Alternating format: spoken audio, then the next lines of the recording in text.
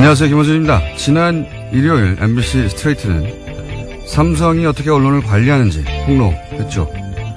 장충기 문자를 통해 드러난 언론의 삼성 부역은 아주 적나라합니다.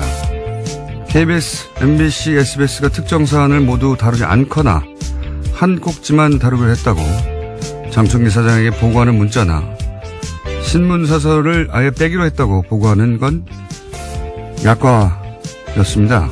연합뉴스 이모 편집국장 대행은 장충기 사장에게 이렇게 문자합니다. 삼성 현안에 대한 선배님 생각을 평소에 들어둬야 기사에 반영할 수 있다.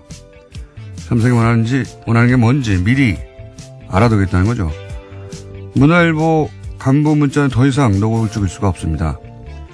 문화일보 그동안 삼성의 눈으로 세상을 보아왔습니다. 도와주십시오.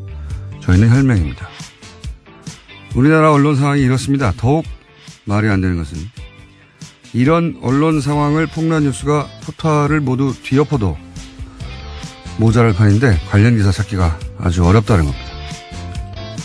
뉴스공장은 삼성을 잊지 않겠습니다. 김호준의 약속이었습니다. 시사인의 김은지입니다. 자, 오늘 뉴스가 아주 쏟아진 날입니다. 예, 아주 많은 뉴스가 나왔는데 첫 번째 뉴스가 뭡니까? 네, 대북특별사절단 대표가 어제 평양에서 김정은 북한 노동당 위원장을 만났습니다. 정우영 청와대 안보실장을 수석으로 하는 특사단이 어제 오후에 평양에 도착해서요. 김 위원장과 면담을 하고 만찬을 함께 했는데요. 특사단은 김 위원장에게 문재인 대통령의 친서를 전달했습니다. 또 문재인 대통령의 한반도 평화를 위한 비핵화 방법론, 북미 대화 구상 등에 대해서 김 위원장의 생각을 들은 것으로 알려졌습니다. 이게 이제 보니까 시간을 보니까 비행기 내리고 숙소 도착해서 짐 풀고 바로 만났더라고요, 거의, 보니까. 네, 6시에 접견과 만찬을 했는데요. 네. 평양에 도착한 시간이 2시 50분이었습니다. 그리고 숙소에 도착한 게 3시 40분이었기 때문에요. 굉장히 빠르게 진행된 겁니다. 이제 과거에 이제 남측 특사가 북에 갔을 때 이제 특징을 보면, 일단, 예를 들어서 김정일 위원장 같은 경우에, 특사가 김정일 위원장을 만날 수 있는지 없는지를 알려주지 않았어요. 마지막까지 애를 태운 경우들이 꽤 네. 있었습니다. 기본적으로 만난다 하더라도 마지막 순간에 만난다든가, 만난 자체가 이루어질지 안 이루어질지를 북한에 가서도 알 수가 없었던 상황이었거든요. 이제 이번에는, 도착하자마자 가장 먼저 만난 사람, 이게 된 거죠. 예. 그만큼, 처음부터 바로 만난 거니까, 과거의 사례로 비교해보자면 의지가 아주 강력하다. 그리고 뭐 이런 남측과 줄다리기 하는 거는 뭐 전혀 필요 없다고 본 것 같고요. 예. 아무래도 2번 왔기 때문에 그런 것도 있겠고, 완전히 달라졌어요. 예. 이 부분은. 그리고 사실은 이 만남 자체가 남북 자체의 만남은 목적이 아니고 이 만남 이후에 이제 북미 만남을 어떻게 할 것인가. 이걸 남측, 북측 모두 준비하는 단계, 중간 단계잖아요. 그러니까 중간의 만남은 그 자체는 목적이 아닌 거죠. 네, 1박 2일 일정으로 오늘 오후에 오고요. 정우영 수석이 문재인 대통령에게 보고를 한 다음에 미국으로 방문할 예정입니다. 징검다리인 과정일 뿐이기 때문에 남측, 북측 모두 그 상황인식이 동일한 것 같고, 여기서 이제 결국 미국의 이 특사단이 고스란히 넘어갈 거 아니겠습니까? 넘어가서, 북측과 대화를 성사시키기 위한 조건을 남측과 북측이 대략 합의한 것 같은데, 그 중에서 핵심은 이제 비핵화 얘기가 다 당연히 나올 텐데, 이게 어느 수준에서, 예, 정리가 됐는지가 핵심이겠죠. 예. 굉장히 큰 뉴스죠, 사실은. 요 다음 바로 이 특사단이 미국으로 갈 것이고, 특사단이 이 정도 되면은 트럼프 대통령도 만난다고 봐야 되겠죠. 네. 네, 아마 그럴 것으로 보이는데요. 네. 특히 그래서 우리 정부가 북한의 특별사절단을 파견하는 과정에서도 미국의 입장을 각별히 신경 썼습니다. 특사단 파견의 세부 방안과 일정까지도 모두 미국의 입장을 최우선적으로 고려한 흔적이 나온다라고 하는데요. 미국을 대화 테이블에 앉히기 위해서 이 모든 과정들을 미국과 함께 공유해야 된다라고 생각했다는 겁니다. 뭐 어제도 전해드렸지만은 트럼프 대통령도 이 만남을 기다리고 있는 것 같고, 뭐 대화가 이루어질 것 같다는 얘기를 하는 거 보면, 문재인 대통령 메시지를 가지고 김정은을 만나고 그런 다음에 마지막 만날 사람은 이제 트럼프 대통령이 되는 일종 상강무역 같은 그런 일이 현재 벌어지고 있는 와중입니다. 북한하고는 어제 이게 김정은 집권 이후 남측 인사를 처음 만난 겁니다. 네, 그렇죠. 예. 집권 7년 차인가요? 8년 차인가요? 그 정도 된 것 같은데. 처음 만난 역사적 만나기긴 했는데 그 만남 자체로 끝나는 일이 아니어서 그 다음 뉴스가 더 궁금해지는 지금 뉴스입니다. 이 뉴스 자, 이 뉴스 굉장히 큰 뉴스인데 네, 오늘 오후에 귀국을 하기 때문에요. 기후에 관련된 사항들이 나올 것으로 보입니다. 왜냐하면 현재로서는 기자단이 따라간 게 아니기 때문에요. 관련된 보고들이 아직까지 원활하게 나오고 있지는 않거든요. 알겠습니다. 이게 첫 번째 뉴스고요. 자, 두 번째 뉴스는 뭡니까? 네, 안희정 충남도지사의 수행비서였고 지금은 정무비서를 맡고 있는 김지은 씨가 미투에 나섰습니다. 안 지사가 수개월간 자신을 성폭행했다라고 주장한 건데요. 김 씨가 그간 용기를 내지 못하다가 미투 운동이 벌어진 지난 2월에도 성폭행이 이어지자 검찰에 고소하고 언론에 알리기로 결심했다라고 밝혔습니다. 그래서 오늘 중으로 검찰이 안 지사를 성폭행 혐의로 형사고소할 예정인데요. 이에 대해서 안 지사 쪽에서는 처음에는 합의에 의한 관계였다라고 주장을 했는데요. 또 어제 새벽에는 안 지사가 그러니까 오늘 새벽에는요. 안 지사가 직접 글을 쓰면서 이 모든 것들에 대해서 사과하고 그리고 자신은 정치적으로 도지사직을 내려놓겠다라고도 밝혔습니다.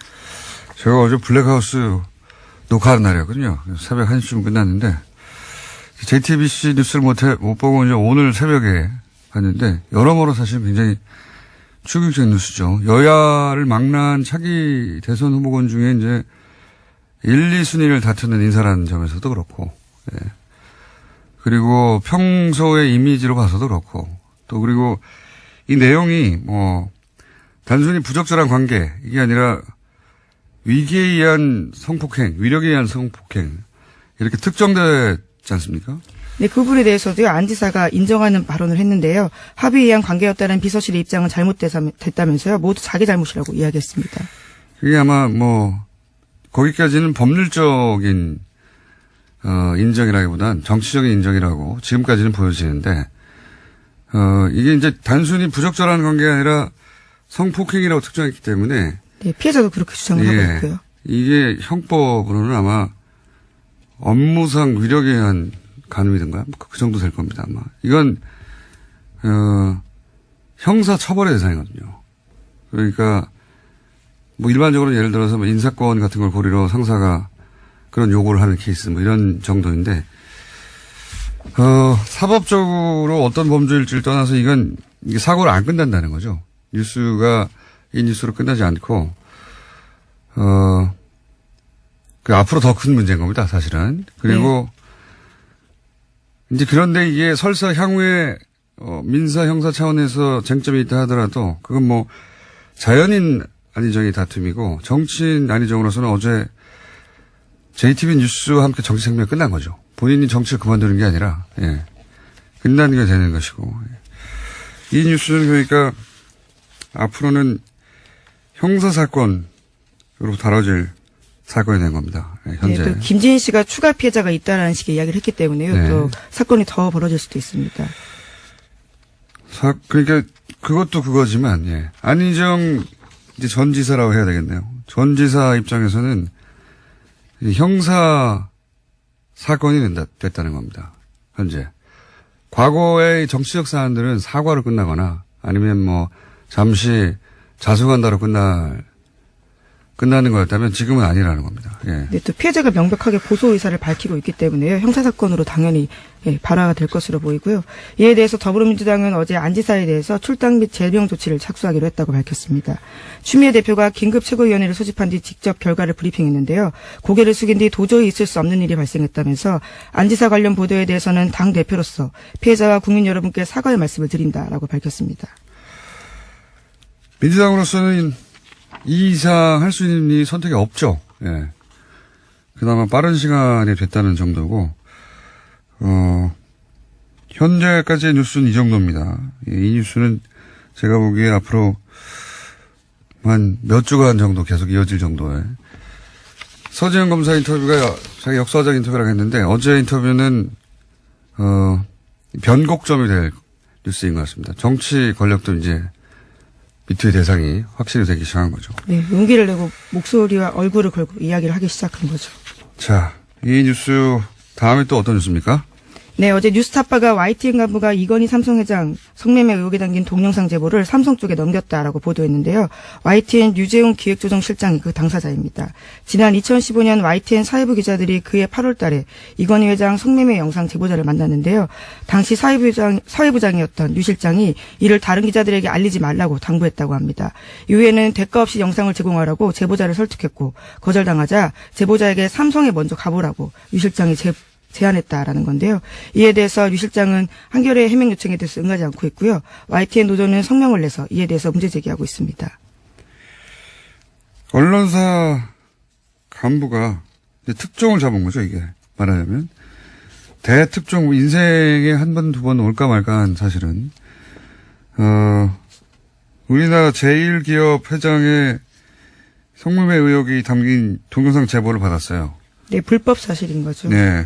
대특종이죠. 근데 이제 그 본인이 속한 그 언론사의 간부인데 본인이 속한 언론사로 달려간 게 아니라 그래서 보도하는 게 아니라 예, 삼성을 향해 달려간 겁니다. 이게 충성의 대상이 어딘지 결정적 순간에 여실히 드러나는 거죠. 예. 그래서 이제 YTN 노조도 그 중대한 제보의 보도를 막은 회사행위다 이렇게 평가하는 것이고 이 관련해서는 제가 오프닝에서도 얘기했지만, MBC에서 있었던 지난 주말의 방송에서 관련 문자가 공개됐죠. 예. 네, 장충기 전 삼성그룹 미래전략식 차장에 대한 문자가 공개됐습니다. 근데 여기서 지금 YTN 같은 경우도 사실은, 보도만 하는, 예, 24시간 보도 전문 채널이란 말이죠. 이게 종편하고는 좀 다르게 취급돼요. 사람들의 인식에. 종편은 정치적 입장이 강하게 들어갔다고 미리 인지하고 보는 거라면 여기는 스트레이트 뉴스라고 생각한단 말이죠. 24시간 동안. 그래서 이제 더욱 문제가 되는 것이고 그 다음 또 하나 스트레이트로 모든 언론이 받아 쓰는 통신사가 연합이죠. 네, 예. 연합뉴스도 문제가 됐습니다. 영상은 YTN이라면 예. 모두가 받아 쓰는 텍스트는 연합인 것이죠. 둘 다 양쪽에서 지위가 비슷하다고 보시면 되는데 여기서도 문자가 나왔죠. 네, 앞서 말씀해 주셨던 내용의 연장선인데요. 연합뉴스 TV의 편집국장 직무대행을 맡았던 사람입니다. 당시에는 연합뉴스 편집국 책임자이기도 했었는데요. 장충기 사장에게 한번 만나고 싶다. 식사 한번 같이 하자라는 식의 이야기가 있고요. 말씀처럼 혈맹, 형님, 선배와 같은 내용들이요. 주르륵 나옵니다. 미리 삼성 생각을 알아야지 우리가 이 기사를 쓸 수 있지 않겠냐. 그런 말은 뭐 사안이 발생해야 그때 가서 대응하는 게 아니라 미리미리 우리가 알아서 하겠다. 이건 어떤 사안을 터졌을 때 삼성이 막아냈다고는 차원이 다른 얘기예요. 미리미리 우리가 알아서 삼성 문제는 걸러주겠다는 제안과 마찬가지인데 그런 문자가 단순히 간부 중에 한 사람이 아니라 편집국장, 예. 총괄하는 편집국장의 지위에 있던 분의 문자라는 거죠. 예. 네, 미디어들이 예, 실명을 공개하기도 아예 했습니다. 이름을 공개했죠. 예. 사실은 뭐 언론계에서는 다 아는 이름이긴 하지만 직접 그걸 굳이 보도한 것은 미디어오늘입니다. 예. 미디어오늘에서 실명도 공개한 상황입니다. 해서 이 뉴스도 앞으로 계속 나올 수 있는 뉴스인데 제 불만은 이런 뉴스가 미디어오늘 같은 매체 비평 언론을 제외하고는 보국적으로 안 나온다는 겁니다. 예. 문화일보도 이 정도 되면 노조나 회사 차원의 입장 표명이 있어야 되는데 없고요. 예. YTN도 이랬다면 여기 관련해서 회사가 뭔가 이야기를 해야 되는데 없고요. 혹은 연합이나 YTN이 그렇게 하지 않으면 다른 매체사에서 이거에 대해서 문제 지적을 해야 되는데 안 하고요. 예. MBC나 KBS나 SBS 과거에 그랬다면 그 역시 스스로 논평을 내거나 뭐 해야 되는데 안 하고요. 조용합니다. 조용한 상태입니다. 예. 뉴스공장은 계속 이야기하겠습니다. 다음 수는요? 네, 이건희 삼성전자 회장 관련된 뉴스 하나 더 전해드리면요. 이건희 회장의 차명재산에 관한 과징금 부과가 우여곡절 끝에 31억 원을 걷는 선에서 그칠 전망으로 보입니다. 이 회장이 20여 년간 차명계좌 1,500여 개 2조 원이 넘는 재산을 은닉해온 것으로 보이는데요. 그것에 견주며 쥐꼬리 과징금이라는 비판이 나오고 있습니다. 이건 참 웃깁니다. 삼성뉴스가 우연찮게도 계속 있긴 한데, 몇 번 다뤘었는데 4조 대 차명계산이 나왔었는데 과징금을 내면 2조 대를 내야 되는데 여태까지 안 냈다는 거잖아요. 예. 금융당국이나 또는 과세당국이 내버려 뒀다는 얘기였단 말이에요. 계속해서. 근데 최근에 크게 문제가 되니까 이제 금융감독원에서 이제야 이건희 회장의 차명계좌에 대한 검사를 하고 2주간 검사를 했더니 총 나온 게 61억이고, 예, 공이 몇 개나 빠진 것 같아요. 61억이고, 그 중에 절반이니까 31억을 과징금을 매기겠다는 겁니다. 예, 2조 대를 얘기했었는데, 10년 정도 2007년 얘기거든요. 네, 법이 그렇다는 핑계를 대면서요. 결과적으로 굉장히 봐주기식으로 끝인 겁니다. 2007년인데 이제 10년 지나서 계속 문제가 되니까, 예, 정권이 바뀌고 문제가 되니까, 이제 금융당국이 최근 2주간 조사를 해서, 그 중에서 61억 8천만 원을 차단해가지고 그 중에 31억을, 예, 대단합니다. 예. 자, 다음 뉴스는요? 네, 이명박 전 대통령의 2007년 대통령 선거와 2008년 총선 당시 불법 자금 모의집 그리고 수수 의혹과 관련해서 검찰이 수사 중입니다. 이에 대해서 이명박 전 대통령 참모 4인방에 대해서 압수수색을 단행했는데요. 관련해서는 왕차관으로 불렸던 박영준 전 지식경제부 차관, 송정호 전 법무부 장관이 있고요. 또 이명박 전 대통령의 고려대 동문인 천신일 세종나무 회장 그리고 최시중 전 방송통신위원장이 있습니다. 굉장히 천신일 오랜만에 나온 이름이네요. 예. 박영준 전 차관도 굉장히 오래간만에 나온 이름인데 이 네 사람의 공통점은 지난 이명박 후보 시절의 대선 캠프 핵심이죠. 예. 이 네 분의 이름이 지금 소환된 이유는 뭐냐면 이제 이팔성 전 우리금융지주 회장이 돈을 건넸다는 거 아닙니까? 그게 이제 드러났는데 그걸 쭉쭉 따라가 보다 보니 이것이 이제 당시 비례대표 공천을 위해서, 돈이 쓰여진 또 줄기를 또 발견하게 되고, 그러면서 이게 총선 자금, 대선 자금으로 거슬러 올라가 있는 상태 같아요. 현재 스코어 보니까. 그러면서 이렇게 되면 또 이런 것도 나오겠죠. 아마 포스코, 지난주 이제 PD수첩에서 보도했는데 거의 묻힌 뉴스 중에 하나가 포스코가 수상한 투자를 했는데 그 중에 예를 들어서 산토스 투자권 같은 경우에. 네, 에콰도르 회사였습니다. 에콰도르. 말도 안 되는 내용인데 그 내용의 핵심이 뭐냐면 포스코를 수상한 투자로 말아먹었다. 덜어먹었다 이런 얘기잖아요.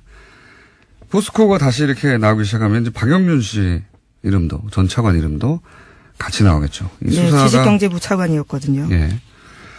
수사가 계속 꼬리에 꼬리를 물고 이명박 전 대통령 관련해서는 아마 당시 총선 자금, 대선 자금, 포스코까지 계속 나올 것 같습니다. 계속 꼬리에 꼬리를 물고 그 첫 출발을 알리는 뉴스다. 예, 이렇게 보시면 될 것 같고 하나 정도 더 언급하고 시간이 다 됐네요. 예. 네, 어제 제90회 미국 아카데미 영화상 시상식이 열렸는데요. 이 자리에서는 무대에 오른 배우 애슐리 저드의 미투 운동이 촉발된 사회 변화가 언급됐습니다. 뿐만 아니라 타임즈업이라고 해서요. 성폭력과 성차별 시대가 같다라는 배지를 달고 이와 관련된 근절 메시지를 가슴에 담았습니다. 예, 그래서 저희가 처음으로 어제 저희가 낮에 기획한 꼭지인데 우리는 영화 얘기를 좀 하자. 네, 굉장히 낯서네요. 네. 스포츠 얘기도 거의 안 하는데 한 번 정도 한 것 같고, 예. 음악 얘기는 저희가 한 적이 있죠. 음악 얘기라기보다는 최순실 관련 음악을 만들어서 한 적이 있죠. 영화 얘기는 처음 해보는 것 같습니다. 마침 아카데미